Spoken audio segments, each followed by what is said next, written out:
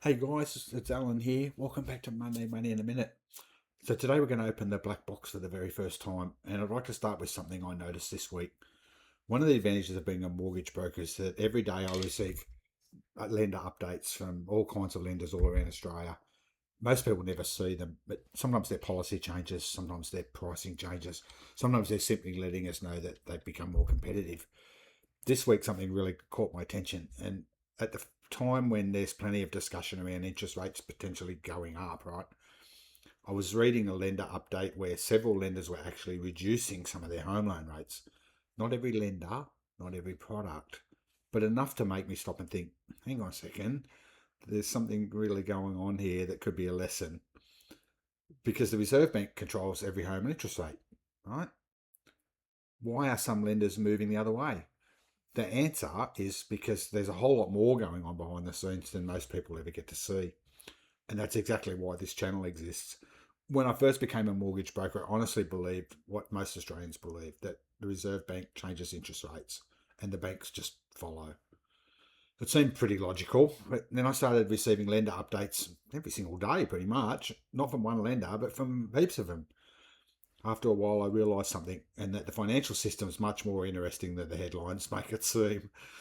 When I realised there was a black box sitting in the middle of the whole system, that most people, they only ever get to see what goes in, they see what comes out, but very few people get to see what's actually happening inside. So let's open it up.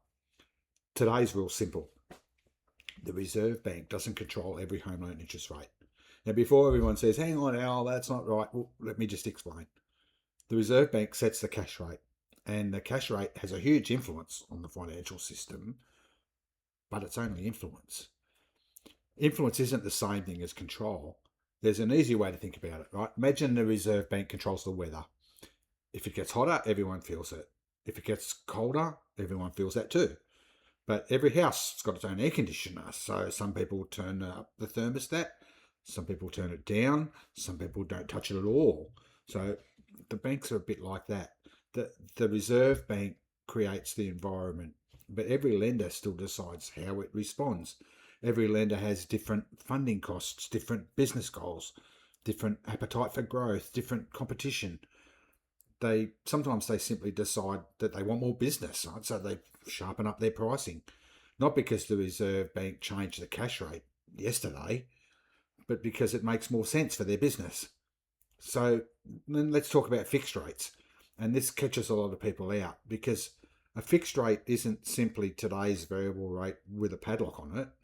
It's based on what the market believes money is going to cost over the next 1, 2, 3, 5 years.